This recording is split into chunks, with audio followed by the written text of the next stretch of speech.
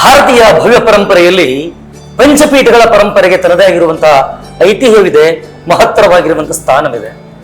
ಈ 5 ಪೀಠಗಳ ಪೈಕಿ ಉಜ್ಜಯಿನಿಯ ಪೀಠ ಕರ್ನಾಟಕದಲ್ಲಿದ್ದುಕೊಂಡು ಶೋಭಾಯಮಾನವಾಗಿ ಶೋಭಿಸ್ತಾ ಇದೆ, ಭಕ್ತರನ್ನ ತನ್ನತ್ತ ಸೆಳಿತಾ ಇದೆ. ನ್ಯಾಯಪೀಠವೇ ಅಂತ ಖ್ಯಾತಿಗೊಂಡಿರುವಂತ ಈ ಪೀಠ ಇದೀಗ ಜಾತ್ರೆಯ ಉತ್ಸವದ ಮಹೋತ್ಸವದ ಅಂಚಿನಲ್ಲಿದೆ. ಜಾತ್ರೆ ಸಾಗಿ ಬರ್ತಾ ಇದೆ. ವಿಶೇಷ ಅಂತ ಹೇಳಿದ್ರೆ ಇಲ್ಲಿನ ತೈಲಾಭಿಷೇಕ ನೋಡ್ತಕ್ಕಂಥದ್ದು ಸೌಭಾಗ್ಯ ಅಂತ ಹೇಳ್ಬೋದು.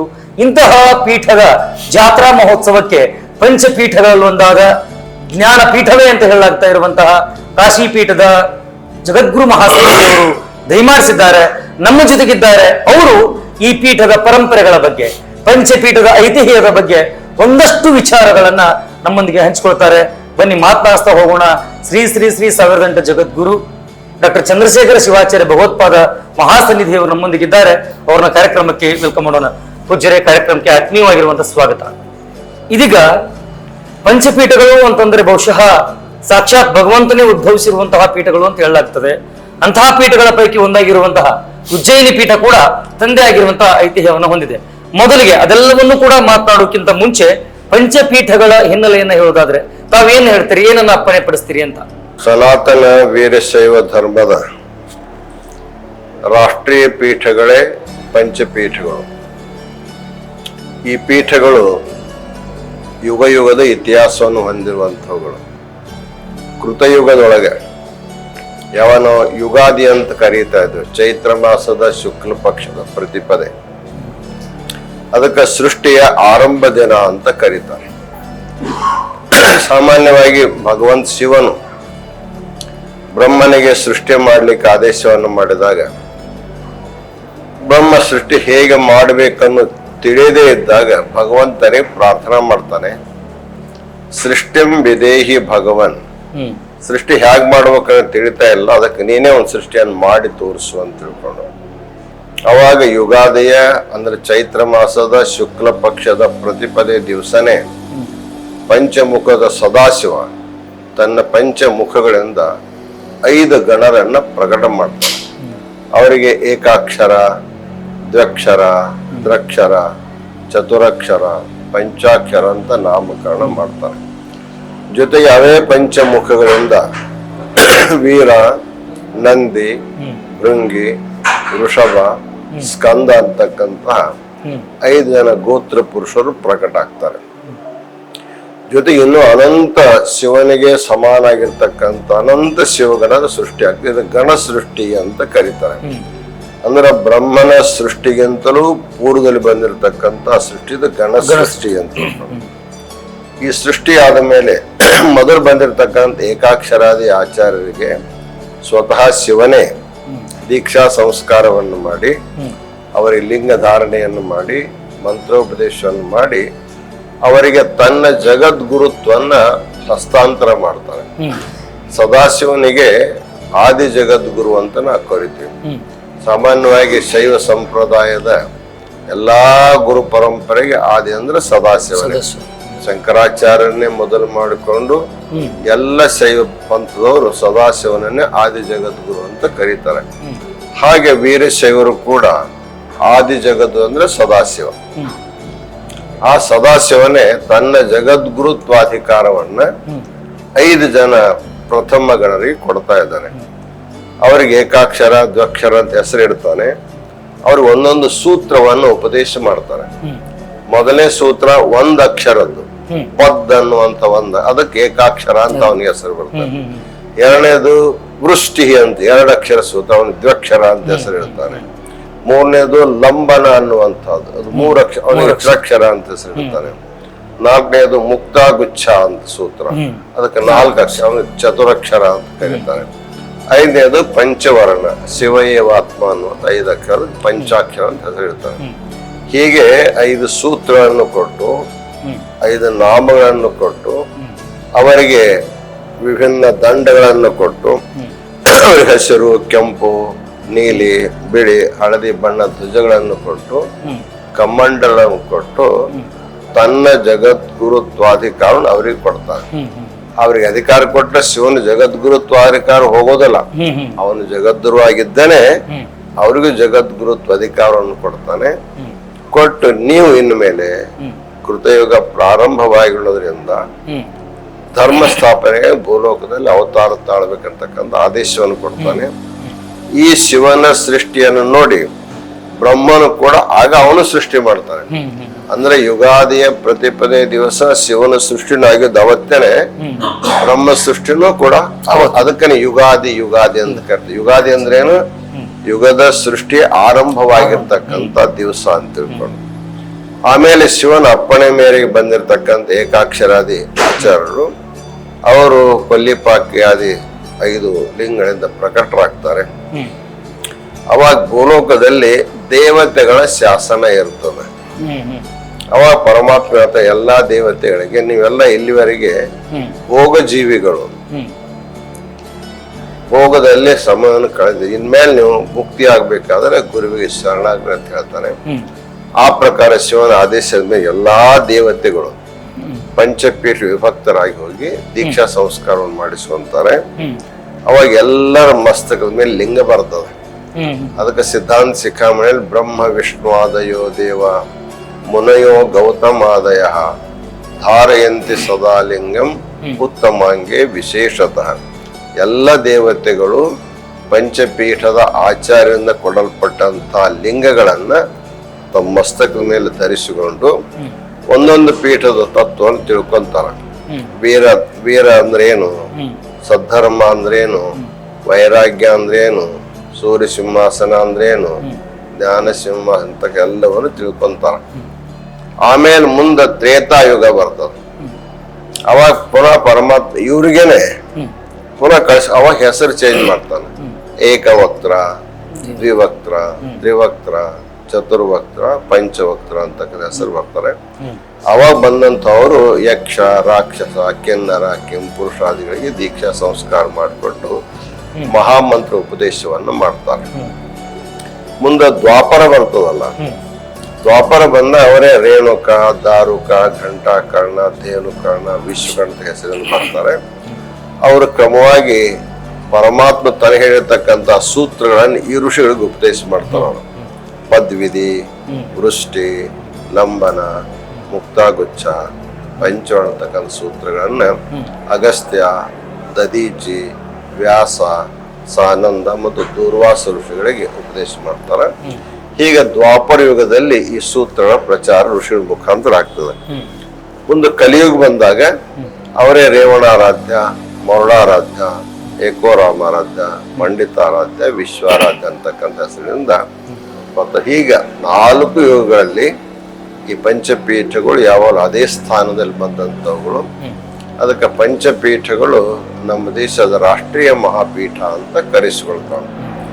ಈ ಪಂಚಪೀಠಗಳ ಪೈಕಿ ಉಜ್ಜಯಿನಿ ಸದ್ಧರ್ಮ ಸಿಂಹಾಸನ ಮಹಾಪೀಠ ಕೂಡ ಇದು ಒಂದು. ಇದು ಮೂಲತಃ ವಟಕ್ಷೇತ್ರ ಸಿದ್ದೇಶ್ವರ ಉಜ್ಜಯಿನಿ ಅವಂತಿಕಾ ಉಜ್ಜಯಿನಿ ಇರ್ತಕ್ಕಂಥ ಸಿಪ್ರಾ ನದಿಯ ದಂಡಿನಿರ್ತಕ್ಕಂಥ ಸಿದ್ದೇಶ್ವರ ಪ್ರಕಟವಾಗಿ ಸ್ಥಾಪನೆ ಮಾಡಿದ್ದಾರೆ. ಅದು ಅನಾದಿ ಕಾಲದಿಂದ ಬಂದಂತ ಪೀಠ ಅಲ್ಲಿತ್ತು. ಮುಂದೆ ಈ 10-11ನೇ ಶತಮಾನದ ಕಾಲದೊಳಗೆ ಸ್ವಲ್ಪ ಅಲ್ಲೇ ತೊಂದರೆ ಉಂಟಾದಾಗ ಅಲ್ಲಿಂದ ಸ್ಥಳಾಂತರಾಗಿ ಈ ಉಜ್ಜಯಿನಿಗೆ ಬಂದು ಇಲ್ಲಿ ಪ್ರತಿಷ್ಠಾಪನೆ ಮಾಡಿರ್ತಕ್ಕಂಥದ್ದು. ಇಲ್ಲಿ ಬಂದು ಸಾವಿರಾರು ವರ್ಷಗಳಾಗಿದ್ದಾವೆ. ಆ ಮರುಳಾರಾಧ್ಯರೇ ಇಲ್ಲಿ ಪೀಠವನ್ನ ಸ್ಥಾಪನೆ ಮಾಡಿ ಕೊನೆಗೆ ಅವ್ರದೇ ಒಂದು ಸಂಜೀವಿನಿ ಸಮಾಧಿ.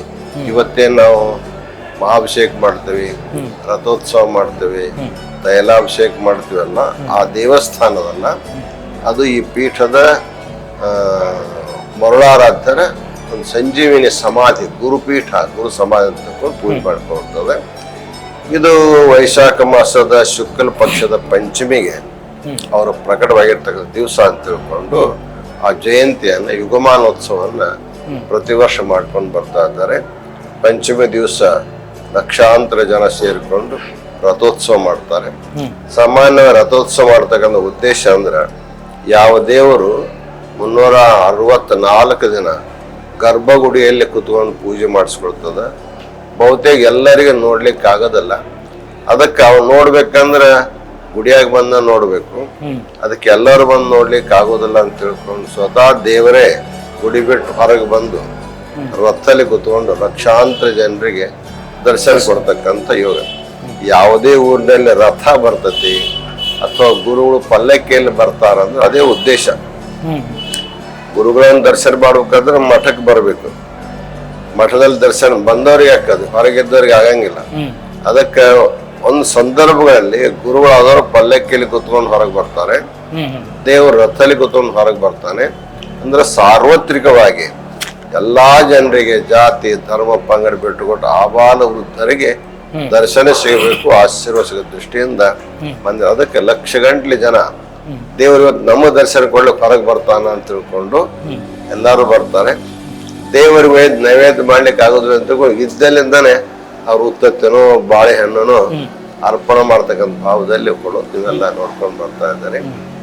ಹಾಗೆ ಎರಡನೇ ದಿವಸ, ಇವತ್ತಿನ ದಿವಸ ಶಿಖರಕ್ಕೆ ತೈಲಾಭಿಷೇಕ ಅನ್ನುವಂಥದ್ದು ನಡೀತದೆ. ಇದು ಒಂದು ಅಪೂರ್ವವಾದ ಒಂದು ಅಭಿಷೇಕ. ಇದು ಸಾಮಾನ್ಯವಾಗಿ ಶನಿಗೆ ತೈಲಾಭಿಷೇಕ ಮಾಡೋದನ್ನ ನಾವೆಲ್ಲ ನೋಡ್ಕೊಂಡು ಬರ್ತಾ ಇದ್ದೇವೆ. ದೇವರೇ ತೈಲಾಭಿಷೇಕ ಆಗ್ತದ, ಶಿಖರಕ್ಕೆ ತೈಲಾಭಿಷೇಕ ಆಗ್ತಕ್ಕಂಥದ್ದು ಇಲ್ಲೇ. ಅದಕ್ಕೂ ಕೂಡ ಪರಂಪರೆ ಹೇಳ್ಕೊಂಡ್ ಬರ್ತಾ ಇದ್ದಾರೆ. ಸಾಮಾನ್ಯವಾಗಿ ಎಳ್ಳೆ ಎಣ್ಣೆ ಅಂದ್ರೆ ಅದ ಶನಿಗೆ ಅರ್ಪಣೆ ಮಾಡ್ತಕ್ಕಂಥದ್ದು. ಈ ಮರಳು ಸಿದ್ಧನ ಶಿಖರಕ್ಕೆ ತೈಲಾಭಿಷೇಕ ಮಾಡಿದ್ರೆ ಎಲ್ಲಾ ಗ್ರಹಗಳ ಜೊತೆಗೆ ಶನಿ ವಿಶೇಷ ಕಾಟನು ಕೂಡ ಇರುವುದಿಲ್ಲ ಅನ್ನುವಂಥ ಪರಂಪರೆ ಬರ್ತದೆ. ಅಂತ ಕಾರ್ಯಕ್ರಮ ಇಲ್ಲಿ ನಡ್ಕೊಂಡ್ ಬರ್ತದೆ. ಸಾಮಾನ್ಯವಾಗಿ ಕಾಶಿ ಜಗದ್ರವರು ಕಾಶಿ ಪೀಠೆಗೆ 36 ವರ್ಷ ಆದ್ರೂ ಕೂಡ ಯೋಗ ಬಂದಿರಲಿಲ್ಲ. ಈ ಸಲ ಯೋಗ ತಾನೇ ಬಂದಿರೋದ್ರಿಂದ ನಾವು ಕೂಡ ಜಾತ್ರೆಯಲ್ಲಿ ಪಾಲ್ಗೊಂಡು ಅತ್ಯಂತ ಸಂತೋಷ ಸಮಾಧಾನ ಪಡ್ಕೊಂಡಿದೆ. ಈ ಜಾತ್ರೆಯಲ್ಲಿ ಪಾಲ್ಗೊಂಡಿರ್ತಕ್ಕಂಥ ಸಮಸ್ತರಿಗೆ ಜಗದ್ರು ಮರಳು ಸಿದ್ಧ ಅನಂತ ಮಂಗಲಾಶೀರ್ವಾದ ಅನುಗ್ರಹ ಇರ್ತಕ್ಕಂಥ ಶುಭ ಹಾರೈಕೆಯನ್ನ ನೀವು ಅಪ್ಪಣೆ ಪಡಿಸ್ತಾ ಪಂಚಪೀಠಗಳ ಪರಂಪರೆಗಳನ್ನು ಹೇಳ್ತಾ ಬಂದ್ರಿ. ಉಜ್ಜಯಿನಿ ಪೀಠದ ಪರಂಪರೆಯನ್ನು ಕೂಡ ಆ ಸಂದರ್ಭದಲ್ಲಿ ಸ್ಮರಿಸಿದ್ರಿ. ಜೊತೆಗೆ ಇವತ್ತು ಶಿಖರಕ್ಕೆ ತೈಲಾಭಿಷೇಕ ಆಗ್ತಕ್ಕಂಥದ್ದು ಕೂಡ ವಿಶೇಷ ಅನ್ನುವಂಥದ್ದನ್ನ ಪ್ರಸ್ತಾಪಿಸಿದ್ರಿ. ಆದ್ರೆ ಇದೆಲ್ಲವೂ ವಿಚಾರಗಳನ್ನು ಮೀರಿ ಇವತ್ತು ಪ್ರಸ್ತುತ ಈ ಕಲಿಯುಗದಲ್ಲಿ ಅಧ್ಯಯನದ ಕೊರತೆಯೋ, ಅಧ್ಯಯನದ ಆಲಾಪನದ ಕೊರತೆಯೋ, ಆರಾಧನೆಯ ಕೊರತೆಯೋ ಗೊತ್ತಿಲ್ಲ, ಸಾಮಾನ್ಯ ಜನರಿಗೆ ಈ ವೀರಶೈವ ಲಿಂಗಾಯತ ಅಥವಾ ಲಿಂಗಾಯತ ಈ ಸಿದ್ಧಾಂತಗಳು, ಪ್ರತಿಪಾದನೆಗಳು ಇವು ಯಾವುದ್ರ ಬಗ್ಗೆ ಕೂಡ ಅರಿವಿಲ್ಲ. ಅವರಿಗೆ ಕೇವಲ ಗುರುಗಳು ಸಾಕು, ಮಠಗಳು ಸಾಕು, ಪೀಠಗಳು ಸಾಕು. ಅವ್ರು ಆ ಒಂದು ಇದರಲ್ಲಿದ್ರೆ ಕೆಲವರಿಂದ ಇದರ ಭಿನ್ನತೆ ಎದ್ದು ಕಾಣ್ತಾ ಇದೆ. ಹೀಗಾಗಿ ಆಧ್ಯಾತ್ಮಿಕ ಖಿನ್ನತೆ ಅನ್ನುವಂಥದ್ದು ಶುರುವಾಗಿದೆ. ಈ ಬಗ್ಗೆ ತಾವೇನ್ ಹೇಳಕ್ ಇಷ್ಟಪಡ್ತೀರಿ ಅಂತ?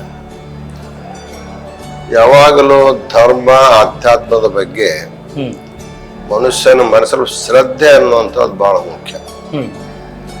ನಾವು ಪೂಜೆ ಮಾಡುವಂತ ದೇವರ ಬಗ್ಗೆ, ನಾವು ಓದುವಂತ ಗ್ರಂಥದ ಬಗ್ಗೆ, ನಾವು ತೆಗೆದುಕೊಳ್ತಕ್ಕಂಥ ಔಷಧದ ಬಗ್ಗೆ, ನಾವು ಪೂಜೆ ಮಾಡತಕ್ಕಂಥ ಗುರುವಿನ ಬಗ್ಗೆ ಶ್ರದ್ಧೆ ಇರದೆ ಹೋದ್ರೆ ಯಾವುದು ಫಲ ಕೊಡಂಗಿಲ್ಲ. ಅದಕ್ಕೆ ಮೊಟ್ಟ ಮೊದಲಿಗೆ ತರ್ಕ ವಿತರ್ಕ ಮಾಡಿದ್ರೆ ಏನು ಸಿಗೋದಿಲ್ಲ. ತರ್ಕ ಮಾಡ್ಬೋದು, ಕೆಲವರು ಗೆದ್ದೆ ಅನ್ಬೋದು, ಕೆಲವರು ಸೋತೆ ಅನ್ಬೋದು. ಅದರಿಂದ ಏನು ಪ್ರಯೋಜನ ಆಗ್ತಕ್ಕಂಥದ್ದಿಲ್ಲ. ಮನುಷ್ಯ ಸಮಾಧಾನವಾಗಿ ಧರ್ಮವನ್ನು ತಿಳ್ಕೋಬೇಕು, ತಿಳ್ಕೊಂಡು ಅದನ್ನ ಆಚರಿಸ್ಬೇಕು. ಅವಾಗ ಅವನಿಗೆ ಅದರ ಫಲ ಸಿಗುತ್ತೆ ಹೊರತಾಗಿ ವಾದ ಮಾಡಿದ್ರೆ ಏನಾಗೋದಿಲ್ಲ. ವಿಶೇಷವಾಗಿ ವೀರಶೈವ ಅನ್ನುವಂಥ ಪದ ಇದು ಗ್ರಾಂಥಿಕವಾಗಿರ್ತಕ್ಕಂಥ ಪದ. ಆಗಮಗಳಲ್ಲಿ ಸಿದ್ಧಾಂತ ಸಿಕ್ಕಾಂಡ ಗ್ರಂಥಗಳಲ್ಲಿ ಧರ್ಮವಾಚಕವಾಗಿ ವೀರಶೈವ ಅನ್ನುವಂಥದ್ದು ಬಂದದ. ಲಿಂಗಾಯತ ಅನ್ನುವಂಥದ್ದು ಒಂದು ಸಂಸ್ಕಾರ ಅದ. ನಾವೇನು ಕ್ರಿಯಾ ದೀಕ್ಷಾ ಮಾಡ್ಕೊಂತೀವಿ, ಗುರು ನಮ್ಮ ಕೈಯಲ್ಲಿ ಲಿಂಗವನ್ನು ಆಯತ ಮಾಡ್ತಾನೆ, ಲಿಂಗವನ್ನು ನಮ್ಗೆ ಕೊಡ್ತಾನೆ ಅನ್ನುವ ದೃಷ್ಟಿಯಲ್ಲಿ ಆಯತ ಅಂತ ಕರ್ಕೊಂಡ್ಬರ್ತೇವೆ. ಅದು ಧರ್ಮ ಅಲ್ಲ, ಅದು ಒಂದು ಸಂಸ್ಕಾರ ವಿಶೇಷ. ವೀರಶೈವ ಧರ್ಮದ ದೀಕ್ಷಾ ಕಾರ್ಯಕ್ರಮದಲ್ಲಿ ಬರ್ತಕ್ಕ ಒಂದು ಸಂಸ್ಕಾರ ವಿಶೇಷ ಬರ್ತಾ, ಧರ್ಮವಾಚಕ ಅಲ್ಲದ. ಅದಕ್ಕ ಇನ್ನು ರೂಢಿಯಲ್ಲಿ ಲೋಕ ರೂಢಿಯೊಳಗ ಲಿಂಗಾಯತ ಅನ್ಕೊಂಡ್ ಬಂದ್ರ ಅಂತ ತಿಳ್ಕೊಂಡು ಶಾಸ್ತ್ರಾದ ರೂಢಿರ್ ಬಲಿಯಸಿ, ಶಾಸ್ತ್ರಕ್ಕಿಂತ ರೂಢಿ ಬಲವಾನ್ ಅಂತ ತಿಳ್ಕೊಂಡು ಅದಕ್ಕೆ ಇತ್ತೀಚಿನ ದಿನಮಾನಗಳಲ್ಲಿ ವಾದ ಮಾಡೋದು ಬೇಡ ಅಂತ ತಿಳ್ಕೊಂಡು ಪಂಚಪೀಠದ ಪರಮಾಚಾರ್ಯರು ಮತ್ತು ಅನೇಕ ಜನ ವಿರಕ್ತ ಮಠಾಧಿಪತಿಗಳು, ಎಷ್ಟು ಜನ ಹಾನಗಲ್ಲು ಕುಮಾರಸ್ವಾಮಿಗಳವರಲ್ಲಿ ನಿಷ್ಠೆ ಇಟ್ಟವರದಾರೆ. ವೀರಶೈವ ಮಹಾಸಭೆಯನ್ನು ಸ್ಥಾಪನೆ ಮಾಡಿರ್ತಕ್ಕಂಥ ಹಾನಗಲ್ಲು ಕುಮಾರಸ್ವಾಮಿ ಇರ್ತಕ್ಕಂಥ ಎಷ್ಟು ಜನ ವೀರಸ್ವಾಮಿಗಳಾರೆ, ಅವರೆಲ್ಲರೂ ನಾವೆಲ್ಲ ಸೇರ್ಕೊಂಡು ಶಿವಯೋಗ ಮಂದಿರ ಬಹಳ ದೊಡ್ಡ ಸಮಾವೇಶ ಮಾಡಿದ್ದೆವು. ಸುಮಾರು ಒಂದು 3,000ಕ್ಕಿಂತಲೂ ಹೆಚ್ಚು ಜನ ಸ್ವಾಮಿಗಳಿದ್ರು. ಒಂದು 3 ಲಕ್ಷಕ್ಕಿಂತಲೂ ಹೆಚ್ಚು ಸಮಾಜ ಸೇರಿತ್ತು. ಅವಾಗ ನಾವು ನಿರ್ಣಯ ಮಾಡಿ ಹೇಳಿಬಿಟ್ಟಿದೆ. ಅದ್ರ ಜೊತೆಗೆ ಪುನಃ ಗದಗಿನಲ್ಲಿ ಒಂದು ಸಮಾವೇಶವನ್ನು ಮಾಡಿಕೊಂಡು ಹೇಳಿದ್ದಾಗಿದೆ. ಇಷ್ಟಾಗಿದ್ರು ಕೂಡ ಇನ್ನೂ ಅವಾಗೆಲ್ಲ ಹೇಳ್ತಿರ್ತವೆ. ಆ ಸಮಯಕ್ಕೆ ನಾವು ಮಾಡಿರ್ತಕ್ಕಂಥ ಐಕ್ಯತೆಯಿಂದ ಯಾರು ಭಿನ್ನ ಮಾಡ್ಲಿಕ್ಕೆ ಹೋದ್ರೆ ಅವರಿಗೆ ರಾಜಕೀಯ ಪೆಟ್ಟನ್ನು ಕೂಡ ಬಿದ್ದದ್ದನ್ನ ಎಲ್ಲ ನೋಡ್ಕೊಂಡಿದ್ದಾರೆ. ಬಹಳಷ್ಟು ಜನರು ನಾವು ಮಾಡಿದ ತಪ್ಪು ಅಂತಕ್ಕಂಥ ಬಹಿರಂಗ ಹೇಳಿಕೆಯನ್ನು ಕೊಡೋದು ನೀವೆಲ್ಲ ನೋಡ್ಕೊಂಡು ಬರ್ತಾ ಇದ್ದಾರೆ. ಆದ್ರೂ ಮತ್ತೆ ಅವಾಗ ಹೇಳ್ತಿರ್ತಾರೆ, ಅದರಿಂದ ಏನು ಪ್ರಯೋಜನ ಆಗೋದಲ್ಲ. ಮತ್ತೆ ಈಗ ಮತ್ತೆ ಹುಬ್ಬಳ್ಳಿಯಲ್ಲಿ ನಮ್ಮೆಲ್ಲ ಪೀಠಾಚಾರ್ಯ ಎಲ್ಲ ಸೇರ್ಕೊಂಡು ಮತ್ತೆ ಅದಕ್ಕೊಂದು ಸಮಾಧಾನ ಮಾಡಲಾಗಿದೆ. ಅದಕ್ಕೆ ಅನಾವಶ್ಯಕವಾಗಿ ವೀರ ಶಿವಲಿಂಗ ಅಂದ್ರೆ ಜಗಳ ಮಾಡೋದು ಉಪಯೋಗ ಇಲ್ಲ.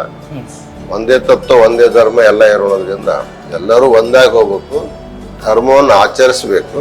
ನಿಮ್ಗೆ ಎಲ್ಲಿ ಶ್ರದ್ಧಾ ಅದ, ಪಂಚಪೀಠ ಶ್ರದ್ಧಾ ಆದ್ರೆ ಅಲ್ಲಿ ಶ್ರದ್ಧಾ ಮಾಡ್ರಿ, ಶರಣ ಮೇಲೆ ಶ್ರದ್ಧಾ, ಶರಣ ಮೇಲೆ ಭಕ್ತಿ ಮಾಡ್ರಿ. ಯಾರು ಒಬ್ರಿಗೊಬ್ರು ವಿರೋಧ ಮಾಡ್ಬೇಕು ಅನ್ನಂಗೆ ಹೋದ್ರೆ ಧರ್ಮದಲ್ಲಿ ಶಾಂತಿ ಸಮಾಧಾನ ಸಿಗಲಿಕ್ಕೆ ಸಾಧ್ಯ ಆಗ್ತದೆ. ಎಸ್, ತಮ್ಗೆ ಅಂತ ಭಕ್ತಿ ಪ್ರಣಾಮ. ಎಸ್, ಕಾಶಿ ಜಗದ್ಗುರು ಮಹಾಸನ್ನಿಧಿಯವರು ನಿಜಕ್ಕೂ ಕೂಡ ಕೇವಲ ಪಂಚಪೀಠಗಳ ಪರಂಪರೆಯನ್ನಲ್ಲ, ಉಜ್ಜಯಿನಿ ಪೀಠದ ಪರಂಪರೆಯ ಜೊತೆಗೆ ಇವತ್ತು ಈ ಯುಗದಲ್ಲಿ ವೀರಶೈವ ಲಿಂಗಾಯತ ಈ ವಿಚಾರಕ್ಕೆ ಅನೇಕ ವಿಷಾದವನ್ನ ಏನ್ ವ್ಯಕ್ತಪಡಿಸ್ತಾ ಇದ್ದಾರೋ ಅದರ ಮಧ್ಯೆ ಇದು ವಿಶೇಷವಾಗಬಾರ್ದು, ವಿರೋಧವಾಗಬಾರ್ದು. ನಾವೆಲ್ಲ ಒಂದೇ ತತ್ವ ಒಂದೇ ಧರ್ಮ ಇರೋದ್ರಿಂದ ಎಲ್ಲರೂ ಕೂಡ ಮಾನವರಾಗಿ ಬದುಕಬೇಕು, ಮಾನವರಿಂದ ಮಹಾದೇವರಾಗಬೇಕು ಅನ್ನುವಂತಹ ಮಾತನ್ನ ಮತ್ತೆ ಅವರು ಪ್ರಸ್ತುತಪಡಿಸ್ತಾ ಇದ್ದಾರೆ ಅಂತ ಮಹಾಸನ್ನಿಧಿಯವರಿಗೆ ಧನ್ಯವಾದ ಹೇಳ್ತಾ ಮತ್ತೊಂದು ವಿಶೇಷ ಕಾರ್ಯಕ್ರಮದೊಂದಿಗೆ ತಮ್ಮನ್ನು ಭೇಟಿ ಮಾಡ್ತೀನಿ. ಇಲ್ಲಿ ನೋಡ್ತಾ ಇರಿ ರೈಸ್ ಆಫ್ ನ್ಯೂಸ್. ಇದು ಶುದ್ಧ ಸುದ್ದಿಗಳ ಸಿದ್ಧ ಸಂಗಮ.